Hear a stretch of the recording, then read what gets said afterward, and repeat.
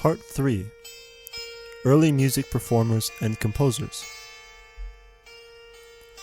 Many of the songs we have today from the Middle Ages are in Latin and are by anonymous composers.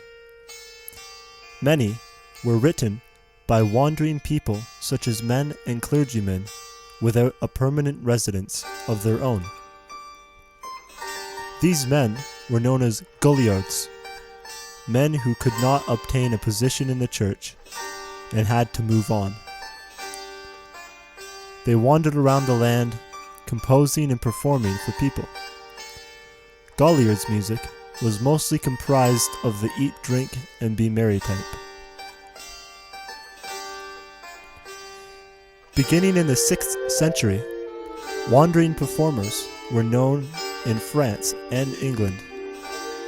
In England, they are known as jongleurs, a term that has its roots in the Latin word joculetur, meaning funny man, and joculare, translating to a jest.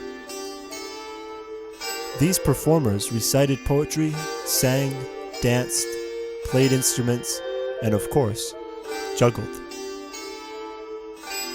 Many of the French chansons, or in other words, songs, were performed by other wandering entertainers, jongleurs, minstrels, usually of the lower classes.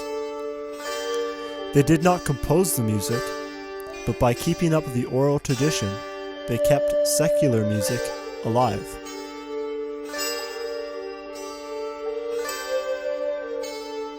In France and northern Italy between the 11th and 13th centuries, the wandering musicians and entertainers are known as troubadours, and those in northern France are known as trouvères.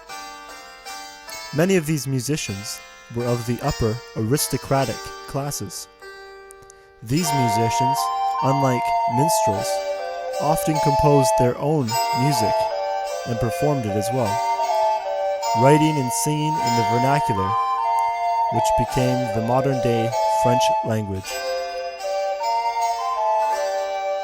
The troubadours and trouvères also wrote their own poetry, which later became used in written and oral songs. The troubadour lyrics were transformed in German-speaking countries through the art of minnesingers, the German equivalent of the troubadour. The oral tradition from this time just means that not much music was written down for future generations.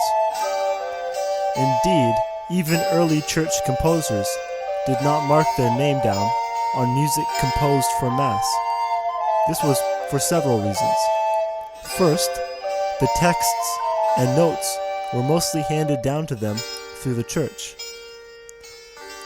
Secondly, musicians did not want to detract from the glory of God, for whom all the music was written.